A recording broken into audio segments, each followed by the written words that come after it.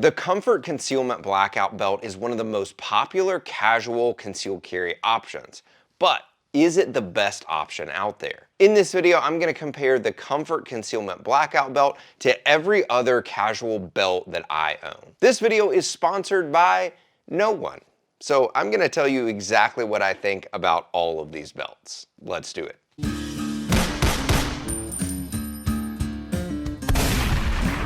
What is up, guys, and welcome back to Modern Protector, where we talk about the skills, the tools, and the mindset that you need to protect yourself and your family. All right, so why is the blackout belt so popular? The blackout belt goes under your pants and works just like a standard gun belt. It's become super popular mainly because it's really cheap compared to most other belt options, and it works pretty darn well. The only really big negative thing that I have to say about this belt off the bat is that it fastens with Velcro. So it's going to wear out more over time as it gets worn. That's just how Velcro works. So let's compare the blackout belt to these other options. This is the PHLster Enigma. The Enigma is made up of this front base plate that attaches to your holster with nuts and bolts. And then the nylon belt, or I have the stretchy sport belt option that's a little bit more expensive, attaches to that front plate and the holster. The thing that makes the Enigma awesome is that it is insanely adjustable. You can adjust the height and the angle of your holster pretty much endlessly. The bad thing about the Enigma is that you can adjust it endlessly. So if you're willing to test and adjust and test again to get it exactly where you want it, then it can work really well. I ran this exact setup for a lot of years and it worked pretty well for me. But it does attach to your holster with nuts and bolts, so you can't just swap out a different holster and gun and use the same belt anytime you want to. The only other big downside to the Enigma is that it is crazy expensive compared to all of these other options. It's definitely more solid than the blackout belt and it is better quality, but it's definitely not as simple to use and just throw on your gun and holster. Next is the Concealment Labs liner, and this one is really similar to the Enigma. It's got the front plate and a nylon belt,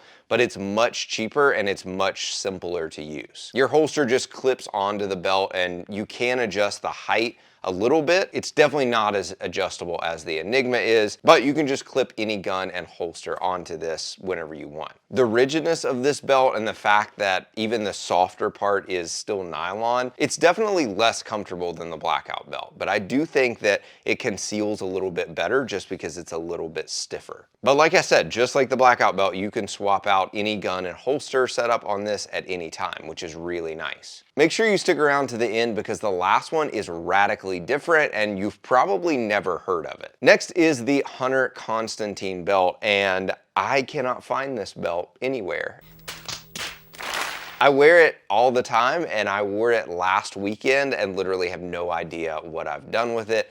It's probably buried in my car somewhere. But enjoy this nice B-roll of it from a previous video. The Hunter Constantine belt is pretty unique because it works just as well as a regular belt as it does in gym shorts. It's got an inner core in the front that gives you a solid platform for your holster, but it's also really stretchy around the back, which makes it really one of the most comfortable. The only downside with this one is that it's also pretty expensive, but it conceals really well and it's definitely more comfortable than something like the Concealment Labs liner because you don't have sharp edges. Before we get to the last and most unique option, if you are new to concealed carry or you're just trying to find the best concealed carry setup for you, then I've got something that will really help you out. My Concealed Carry Starter Kit is a short and practical guide that walks you through what gun to choose, the best carry positions, choosing the right holster, and what other self-defense tools you need to be carrying every day. It's everything I wish someone would have told me 10 years ago when I first started concealed carrying. You don't have to figure everything out on your own. Check it out in the link down below. All right, the last one is the ConcealCraft Bridge, and this one looks and feels a lot different than all the others. Full disclosure here, they sent this one to me several months ago, and I know that they've changed the design a little bit since then. I'm pretty sure this is a prototype. The back belt may look a little bit different. Although I wouldn't really consider this one a deep carry option, it's definitely deeper than some of the other options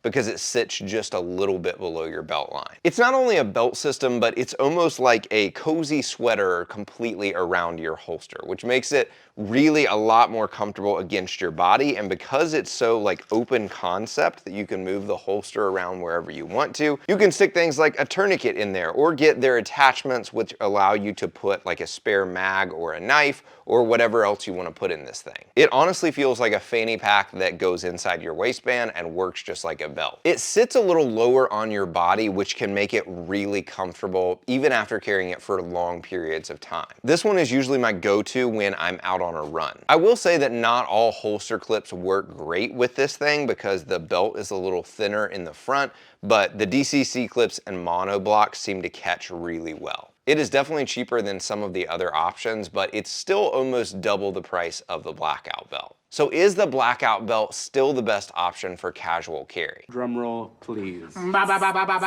Well, if you're looking for the best quality, most adjustment options, and the one that will last the longest over time, and the most comfortable, then no, I don't think it's the best option at all, not by a long shot. But if you're looking for a cheaper belt that works pretty darn well and you only wear it occasionally and it'll last quite a while, then yeah, I would say that the Blackout Belt is the best budget option on the market. Personally, because I've bought several of these other options, I end up using the Blackout Belt the least compared to the rest of these. But if you've only got 50 bucks to spend, then it'll do the job. Which of these options have you tried? Let me know in the comments down below. If you gained value from this video, then don't forget to like and subscribe down below. And until next time, be alert, stand firm in your faith, be strong, be courageous, and let all that you do be done in love. Thanks for watching, and I'll see you next time.